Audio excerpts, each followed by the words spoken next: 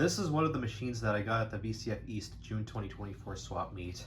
It is a Dell Inspiron 3847, and that model number is completely meaningless because it is the successor to the Inspiron 660 and the predecessor to the Inspiron 3650. What kind of sense does that make?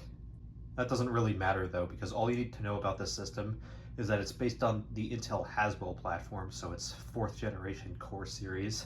If you guessed 62 cents, you are wrong. And if you guessed $30, you are technically correct, because this system was actually free with an asterisk, because I got it from the same vendor that sold me that Gateway Solo 2150 in that bag over there. I paid $30 for that. And the vendor just threw this in as like a bonus because I think he just wanted to get rid of it and didn't want to take it back home. So I was like, yeah, sure. Even though I wasn't going to buy any desktops, this one was free, so I'd make an exception. And plus, it's actually relatively modern. Well, between the old and modern threshold, it really depends on who you ask, but this is the newest system out of everything that I got at the VCF swap meet. I'm going to come off the tripod for this, but this is actually one of the better Inspiron 3847s out there. As you can see from the sticker, it has an Intel Core i7. It's 4790. I checked in the BIOS, so that's actually really nice. The CPU is worth like $30 alone, which is not worth as much as it used to be even just a couple of years ago, but hey, it's still a Core i7. And since it's got 8 threads and AVX2, someone might still consider this a good gaming PC for all it's worth. Up here we have our front panel I/O, no USB 3 on the front. This does have USB 3, but you'll see a little thing with that later. It's missing the door that's supposed to hide these ports, so it cosmetically looks kind of stupid, but whatever. I didn't really pay for it. I don't really care that much about it. Here's an empty optical drive bay. This is back when consumer desktops actually had full 5¼ inch drive bays. It has one of these stupid flaps, which I don't really like all that much, but hey, it hides the drive, I guess. I guess consumers valued that. And here's the DVD drive. Again, full-size DVD drive. It actually works fine, although you'll see a quirk with this later. To my surprise, when I got this is actually a really late model of Inspiron 3847, as it was built on the 19th of May 2016. By that point, Skylake was out. The XPS 8900 was out to replace the older 8700, which was the higher-end version of this Inspiron 3847. And maybe the Inspiron 3650 was out by that point. And if the 3650 was out by that point, then the 3847 was probably still sticking around for a little bit. And I will say, whoever bought this over a 3650 made the right move, because this is so much less proprietary than the Inspiron 3650. There's a bunch of Velcro on the top for some reason. I'm guessing whoever owned this before me had something stuck up here. I haven't bothered to remove it. Now let's turn around to the back of the system. We still have the stock power supply.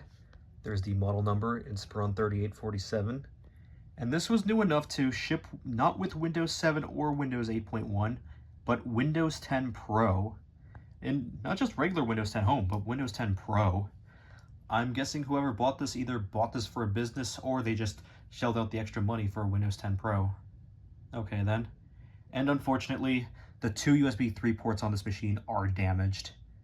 That's kind of a bummer. I can see why this was given to me for free, but hey, all the other USB 2.0 ports still work. And if I really wanted to, I could probably just get some USB 3 ports off a donor board, desolder these, and resolder the new ports on. This still has VGA, which is pretty nice. I know a particular tech YouTuber would call that a Mesozoic era port, but no, I'm going to be hooking this up to a VGA monitor just for the sake of convenience. And there are our audio jacks and no GPU, because this one was not spec'd with a GPU. Okay, we've looked around the exterior, so now we can go inside, remove the side panel. That was easy. There's supposed to be a screw there, which was not a thumb screw when I got it. I removed it because I actually found it pretty annoying to have a regular screw. This is kind of a bad angle since my tripod won't go any lower, so I guess I'll tilt the system over so you can get a better idea of what we're looking at. There's our heatsink with the i7 4790 CPU underneath. The fan is still fine. The CPU temperatures weren't so bad when I checked in the Dell diagnostics. I can't see the model number. I don't think it's printed on there, but that is a Dell Wireless or Broadcom Wi-Fi chip. This has built-in Wi-Fi, so that is convenient, but we're not going to be using it for this experiment. And right there is 16 gigs of DDR3L 1600 MHz RAM. Yeah, this actually has 16 gigs of RAM in it. That is really nice. And I think it's also maxed out as well because this is H81, so it only has 2 RAM slots. Can't really put 32 gigs of RAM in here. But that's fine because 16 is still plenty usable. I removed the screws beforehand, but if we pull this out, this is the original 2TB 7200 RPM hard drive. It is made by Toshiba, which I'm not fond of, but hey, it does work according to Crystal Disk Info. I couldn't boot off of it, but I checked the files on here. It seemed to have a relatively clean Windows 10 install, which, if I had to guess, the previous owner was trying to sell this off but couldn't. Or they decided against it because they found the broken USB 3.0 ports. The clock battery is still good, which is good because I had a Precision T1700 and an Optiplex 9020 ultra small form factor, and they were both acting really funky because the clock batteries on both of them were dead. That's kind of just a thing with these Dells and the 8 series Intel chipsets. And unlike the Optiplex 3020, this actually uses a standard 24-pin power supply. No weird 8-pin connectors or anything like that, so no converters are needed to just throw a better power supply in here if you wanted to turn this into a gaming PC for whatever reason, but we are not going to be doing that in this experiment. But we will need to throw in a better GPU for this experiment because the integrated graphics just are not going to cut it. It's not that the Intel HD 4600 isn't powerful enough for what we're going to be doing. It's more so that it's just got a really ratchety and really unstable driver, so we don't want to be using it. So we're going to remove these 2 slot blanks. And inside this anti-static bag, did I tape it? Yes, I did. Inside this bag is All Reliable, my good old GeForce GTX 750, which I got new back in 2014 and have had for 10 years straight. I can't believe that. This is totally something that I would have done back in 2016 if I got the system new. I would have probably gotten it with an i7 and 16 gigs of RAM and put in my old GTX 750 since that was still totally relevant when this came out. Or not when the system came out because it came out in 2013, but when the system was built in 2016. Oops, I actually lied about using VGA because we're only going to be using DVI because that's what this card has. My external monitor does not have HDMI display port, so we're going to go with DVI. And I'm also not going to be using the 2TB hard drive for this experiment, but rather I'm going to be using the SSD of all time. It's just some cheap, crappy China 128 gig SSD, but hey, it's my testing SSD and it works fine for that purpose. I'm not going to bother mounting that because it's an SSD. You don't really need to do that. Okay, we are now set up, so let's fire up this bad boy and enter the BIOS.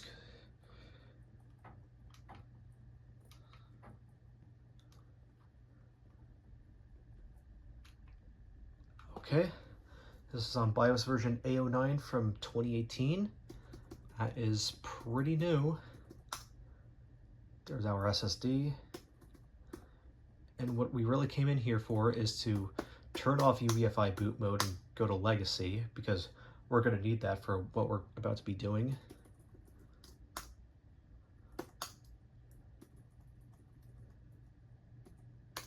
USB boot support? Yeah, sure, fine. Even though we're going to be using a disk.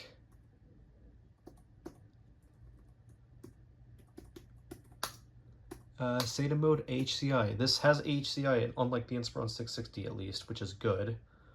And I'm actually going to try this in HCI first because the ISO I'm going to be using should have slipstreamed HCI drivers. Okay, let's open the optical drive because I'm going to put my disk in. Yeah, that's the little quirk the optical drive has. It needs a little bit of help getting the tray open, but it works just fine. And now I'm going to bring the camera closer to the monitor. Okay, I think this is good enough, so let's save changes and reset. And go into the boot menu in case this wants to boot into the SSD first.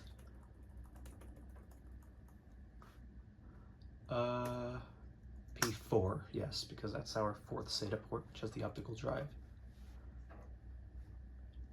Yeah, we're installing Windows 2000 on a 4th gen i7. Why do you ask? So far I've noticed that this optical drive isn't very noisy, but it could also be a pretty slow optical drive, which I wouldn't be surprised. This is a really late one from 2016, so I wouldn't be surprised if they were slowing down on how fast an optical drive could read by that point. which is why I still use an optical drive from 2008 in my system, because that is still plenty fast. Hey, would you look at that? It's 420. Meanwhile, this optical drive is being pretty slow, but I did see drivers being loaded for AMD and Intel SATA and RAID stuff, so that's good. I think that's already further ahead than the stock Windows 2000 Service Pack 4 ISOs. Your setup has determined that your computer contains the following hardware and software components. ACPI multiprocessor, okay. Keyboard, unknown, it's US, but okay. Yes, it's got the keyboard layout. Pointing device, no mouse or other pointing device. The above list matches my computer. Up and down arrow. The up and down arrow are not working. Maybe I shouldn't use this shitty wireless keyboard because it doesn't even have a caps lock light. And as for no mouse, that's because it's sharing a USB port with the keyboard. Yeah, I plugged in this wired keyboard. We're still getting no caps lock response. The caps lock light is supposed to be around here somewhere. Let's try pressing enter. Nope, nothing. I guess it's just something with this computer's BIOS. I don't know, I'll try disabling HCI. Okay, I tried with and without the wireless receiver and an HCI and ATA emulation mode. And it turns out that it just doesn't like this computer's HCI mode, which kind of sucks, but okay. Also, the wireless keyboard works, so I can put the wired keyboard back. Anyway, I see an unpartitioned space and an unknown drive, which I don't know what that's supposed to be. I think that's supposed to be the 2 terabyte hard drive, which is clearly non-existent. Yeah, why is there a 2 terabyte partition on a 128 gig disk? Whatever, I'm just gonna go with the unpartitioned space and I forgot about this. I forgot that Windows 2000 doesn't support quick formatting drives. So what normally I would do is boot into a regular Windows 2000 ISO, go into the recovery console and do format C/Q/FS NTFS. That's normally what I would do, but we can't do that on this system, so we're gonna have to boot into Linux or something to get rid of these partitions. This keeps creating a phantom partition, even though I just formatted the disk. Oh, new one formatted. Why does this keep creating 2 terabyte partitions? I guess I can just keep creating endless partitions. No, maximum number of partitions already. So that would be 2, 4, 6 terabytes on this 128 gig drive. Okay then.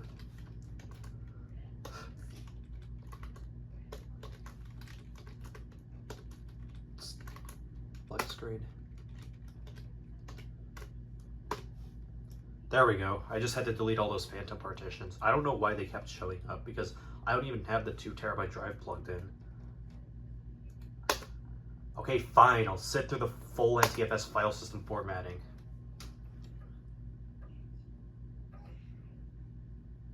But maybe it might actually go decently quick because it's an SSD. I don't know. It's still 128 gigs. Actually, that wasn't bad at all. I don't know why I went through all that effort of throwing this drive around several other systems and fighting to get it formatted completely. But okay then. Now we're just gonna have to sit through these files copying pretty slowly. Again, it usually goes much faster than this on better optical drives, even with a stock Windows 2000 ISO. Oh, now it's starting to make an effort to spin up the disk. That is good.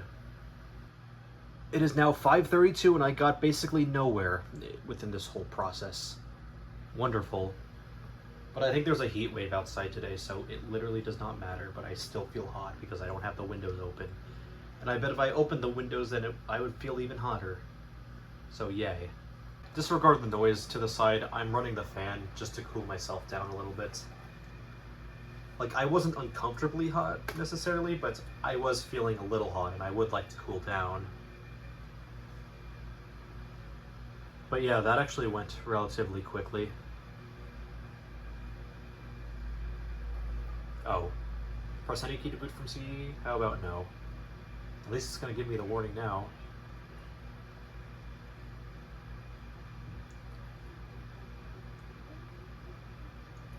Well, it's a little slow at the moment, but that is the Windows 2000 boot screen from Windows 2000 running on a 4th generation Core i7, not even in a virtual machine, but on the actual hardware itself. It's kind of slow though, and we're not fully installed, but yeah, that's what we're here for. We're going to install Windows 2000, and my wireless mouse is working, so that's good. If this had an inside BIOS, then I don't think it would even get past the first black screen that you get to when you load a Windows 2000 ISO. So thank God this has an American Megatrends BIOS. But then again, I think inside BIOS is more of an HP and Acer goddamn AMD piece of shit thing. So yeah, this definitely could be faster, but we're bottlenecked by the IDE emulation mode, so that's not helping. It should still be faster than this, but I digress. Setup now has to detect all our devices, such as the keyboard and mouse, even though it already had a keyboard, or more so, it already detected the mouse. But I think it just has to detect everything else. Okay, now we can enter our name and organization. I'm going to change my time zone to only the best time zone and the only time zone in existence. Why can I never speak? Got to install network components, even though this probably doesn't even have a network driver for this system built in. But I think this ISO should be able to support XP drivers, which I'm going to try to hunt down XP drivers for the hardware componentry. Well, a lot of these setup components, or setup steps rather, seem to be stripped out from this ISO, which I guess makes sense because it'll make it quicker. But it's already somewhat slow on this machine as is. Oh, this has Visual C++ redistributables. That is good to have. Oh, I don't remember this screen being in the stock Windows 2000 ISO.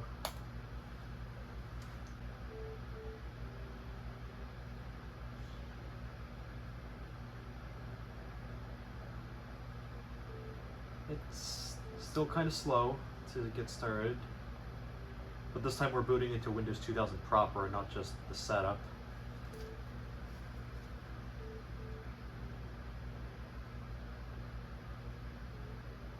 Oh, it's taken even longer to move than it did before.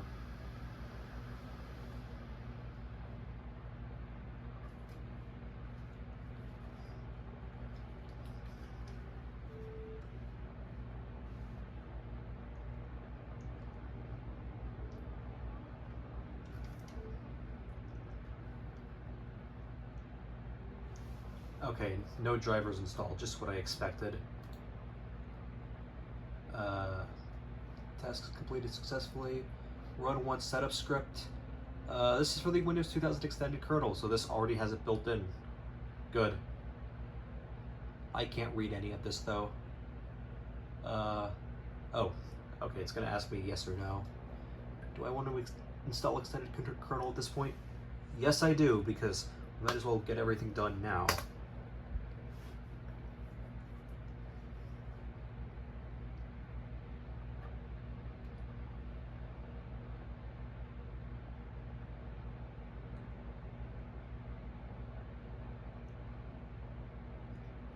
Videoport.syspatcher. I guess this is an improved SVGA driver for when we don't have a basic video driver. Or actually when we do have a basic video driver, but we don't have one for our hardware. I guess I'm going to press do not restart now. Maybe I should have restarted.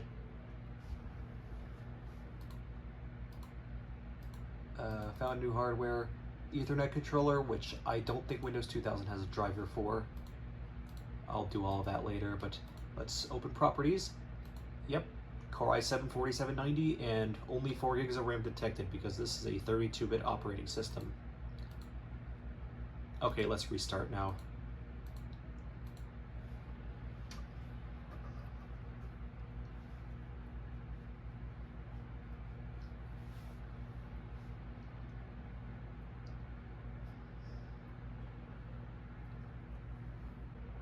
Okay, it's not telling me that it has the extended kernel on the boot screen, which normally it should, but I guess it didn't really install. I guess that's what I get for not restarting right away. I'm not going to show the screen at startup because it's actually pretty annoying. Ethernet controller, network controller, they're basically the same thing. Oh, 800 by 600. At least we could go to 800 by 600, but still only 16 colors. Well, we're gonna have to get some drivers. But first we have to know what hardware this uses, so I'm booting up Linux Mint. I'm going to do LSPCI. And there's my hardware information.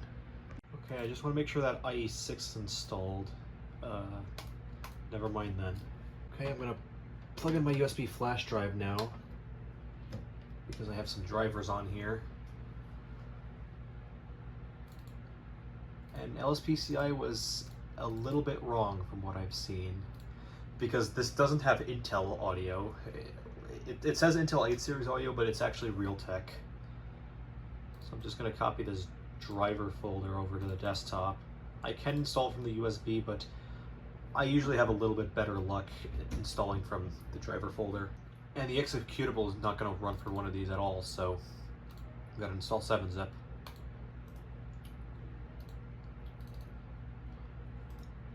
Oh, that's neat. My music, my pictures, my videos all exist by default on Windows 2000, or this ISO a bit. Well, my pictures was always there, but my music and my videos weren't. That is pretty neat. Now I'm going to check if we can install drivers right away. Okay, this launches so far.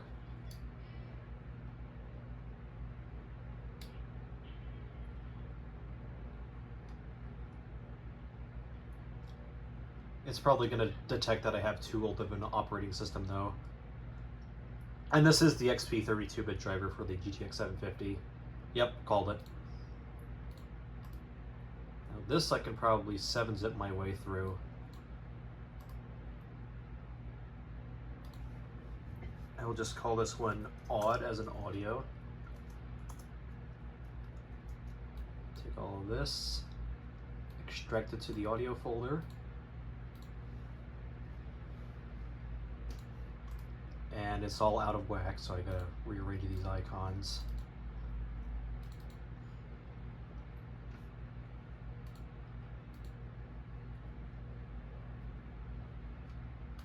Nope, that doesn't work. WDM, let's try this.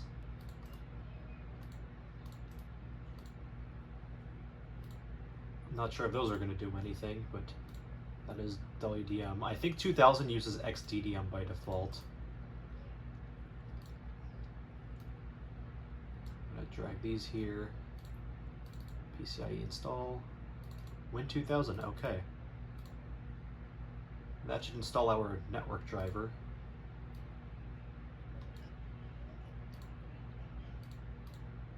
I'm going to try to get extended kernel installed as well. So first we do IE6. Just because this might not have IE6 enabled, or it might not have IE6 installed by default. I don't know. I haven't used this ISO before. But it should if it was going to install the extended kernel right away. It still has not found an Ethernet controller driver. Device manager. Ethernet controller, network controller, I don't know which is which, but I'll try Ethernet controller. Reinstall driver. Search for a suitable driver. Specify a location.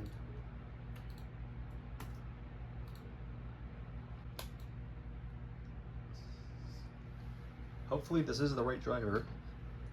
Yes, it is the right driver. Windows couldn't get the audio device working, so I'll try that. I'm going to go back to the odd folder, WDM. I'm going to try HDX. Nope. Well, then I'll try the other one then. HDA. Nope, that's not it. Although maybe I could try to get Snappy Driver Installer working through the extended kernel, and it'll try to find something, even though Snappy Driver Installer isn't supposed to work on Windows 2000, which it really should. I bet this is still going to try to annoy me about the network controller, which I think is the Wi-Fi card. I'm not even going to bother with that because I bet you no driver is going to exist for it. Media Player 9 is already installed? Yes, it is. So I didn't even have to install IE6. I just couldn't tell because it's still using the 16-bit IE4 icon. No, we still don't have it. Did they get rid of that part from the boot screen or what?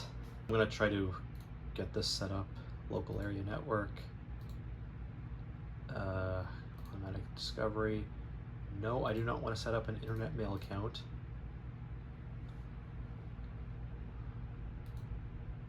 Just going to confirm if the about window will load. legacyupdate.net. Okay, so the network driver works.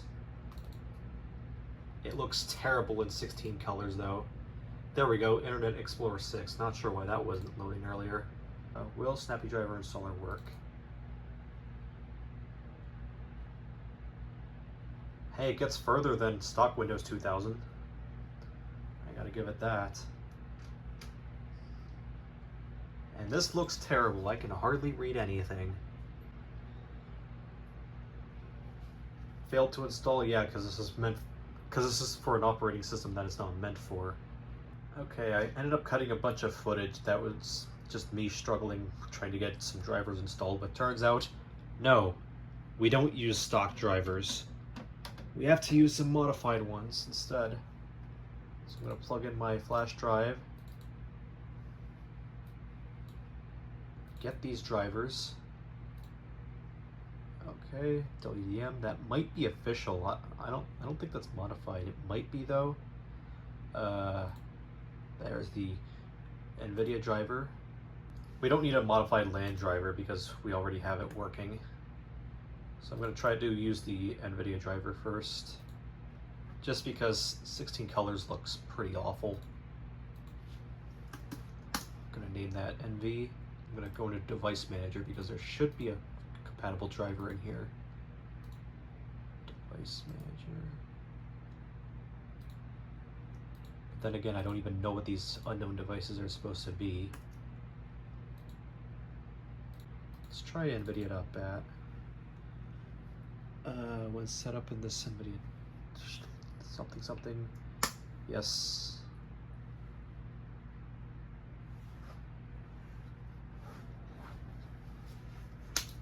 I'll try the audio driver now.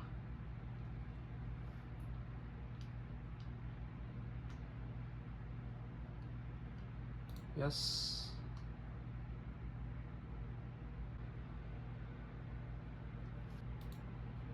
No video driver.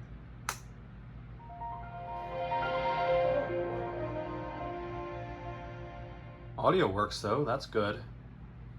Unfortunately, we can't get a Wi-Fi driver for the network card because not even a modified driver works for these Broadcom cards. But you can easily swap it out. I'm not going to bother though. I just wish this pop-up would stop coming up because it's actually really fucking annoying. Disable the device, yeah. It does not need to exist. Now my next problem is going to be this video driver. Maybe we gotta show hidden devices. Non-plug and play stuff. It's mostly just non-plug and play stuff. Oh, that's not helping.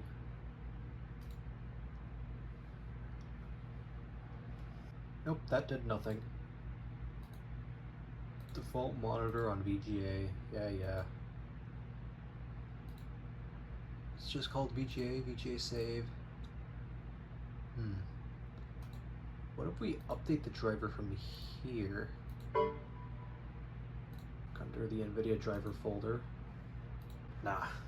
Well, I'm gonna have to call this experiment a failure because it turns out that this is a known problem with Haswell and Windows 2000, is that the PCIe slots just like that don't work. And there's a reason why the group that made this modified ISO hates Haswell, because Literally anything else will work just fine. Like, even 12th gen Intel will work fine, provided that you have like the right board and hardware, of course. But yeah, the PCIe slots, or in this case the video controller, just do not exist. We can go over Device Manager.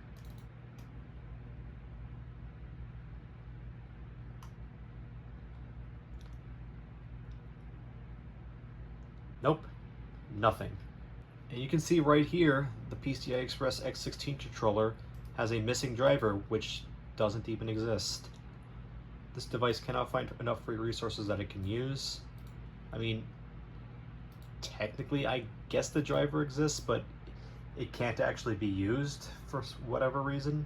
And there's probably no way to fight it because this was not meant to run Windows 2000 at all. Even though this was a failed experiment, I'll probably end up turning this into a video anyway. So yeah, I hope you enjoyed whatever I could do in this video, even though I couldn't get a video driver installed, and thus this computer is not very pleasant to use because you're stuck in 640 by 480 at 16 colors. I think what I'll end up doing with this computer, if I want to try another dumb experiment like this, is try XP X64 edition instead, because that tends to work better. Even XP 32-bit tends to work better on Haswell, because people have made XP gaming PCs off the Haswell platform.